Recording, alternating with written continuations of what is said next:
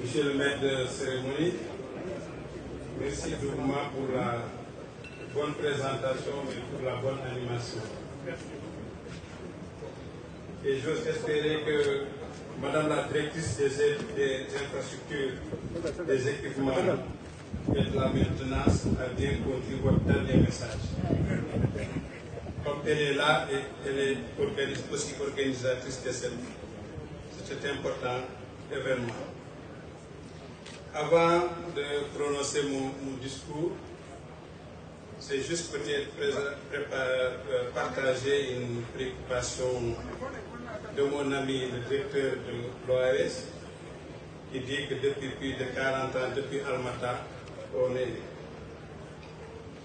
est là, mais on a comme l'impression que les choses ne bougent pas au rythme que les pays africains voudraient bien. Et vous ajoutez une anecdote que j'ai eue la semaine dernière quand j'étais à Kigali, entre ministres, et on était en train de se dire qu'on doit se préparer à faire face à des crises sanitaires. Et après j'ai dit, mes chers collègues, ministre, je pense qu'on est déjà dans la crise. Et il est difficile de dire à quelqu'un qui est dans la crise de se préparer à faire face à des crises. Donc aujourd'hui, pour moi, l'enjeu ou la question, c'est comment faire pour sortir de la crise. Parce que si on sort de la crise, on arrive à construire des systèmes de santé durables et résilients qui vont nous aider à faire face à des chocs sanitaires à venir. Mesdames, Messieurs les ministres, les représentants des ministres et chefs de délégation des États membres de l'Organisation de la coopération islamique, Monsieur le représentant du secrétaire général de l'Organisation de la coopération islamique, Monsieur le directeur général de l'Organisation ouest-africaine de la santé, Excellences, Monsieur l'ambassadeur du Royaume du Maroc, invité d'honneur, Excellences, Monsieur l'ambassadeur du Royaume d'Arabie Saoudite, invité spécial, Monsieur le représentant de l'Organisation mondiale de la santé, Madame la directrice générale du Centre islamique pour le développement du commerce, Monsieur le directeur général du Centre international du commerce extérieur du Sénégal, CICES, Monsieur le professeur Amadou Gallo Diop, parrain de la présente édition du CISDAC, Mesdames, Messieurs les honorables députés, Mesdames, Messieurs les secrétaires généraux et membres des cabinets des départements ministériels, Monsieur le conseiller technique santé du Premier ministre, Mesdames, Messieurs les directeurs généraux, directeurs et chefs de services nationaux, Mesdames, Messieurs les chefs de services techniques déconcentrés, Mesdames, Messieurs, distingués invités, le thème retenu pour cette édition revêt une pertinence particulière au regard de l'étroite corrélation entre la santé et le développement. En effet, la santé constitue un pilier fondamental dans le processus de développement des nations. Un bon état de santé favorise une augmentation de la productivité individuelle et favorise l'économie, contribuant ainsi de manière significative au progrès global. En définitive, il est juste d'affirmer que la santé représente un capital précieux qu'il importe de préserver et de valoriser afin qu'elle puisse jouer pleinement son rôle dans le développement économique des nations, socio-économique des nations. Mesdames, Messieurs, distingués invités, Les sujets qui seront abordés lors du forum scientifique et du forum d'investissement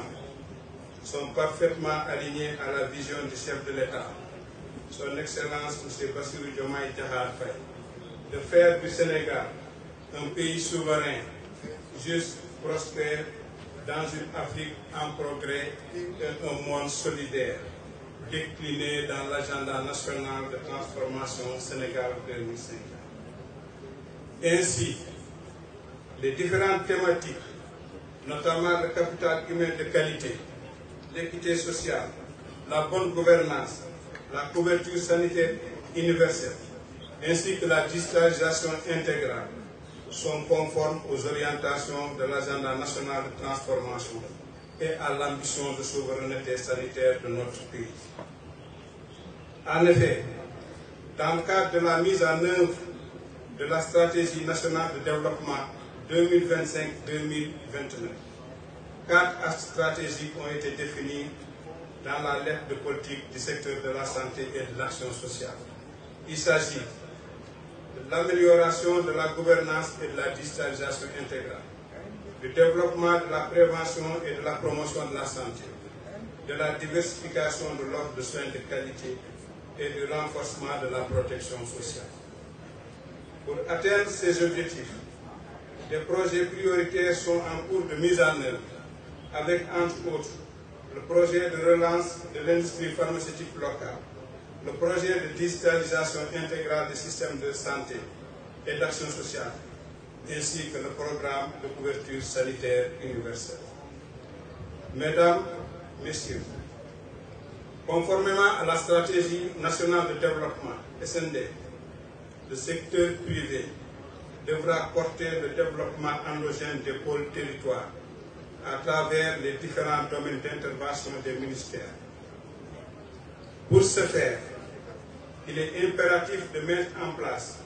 un cadre efficace de gouvernance du secteur, en rapport avec le rôle et les attentes du secteur privé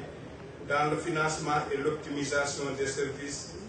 dans la qualité des services publics, dans un contexte de rareté des ressources publiques. À ce titre, le Sénégal compte s'appuyer sur l'implication d'un secteur privé national fort et un partenariat solide avec des investisseurs internationaux afin d'accélérer le processus de transformation systémique du pays. Le gouvernement veillera à garantir aux investisseurs un environnement des affaires favorable, renforcé par un contexte socio-politique stable et propice à des investissements durables et résilients. À ce moment de mon propos, je voudrais me féliciter des expositions prévues au cours de ce SISDAC Expo Santé aussi, avec la participation des distributeurs de matériels médicaux, des constructeurs et promoteurs d'infrastructures sanitaires, ainsi que des groupes pharmaceutiques, intégrant ainsi ces éléments indispensables à la fourniture des soins de qualité. Mesdames, Messieurs, chers invités, j'invite toutes les parties prenantes à ne ménager aucun effort pour faire de ces échanges un modèle de coopération multilatérale et de promotion de l'excellence pour un développement inclusif.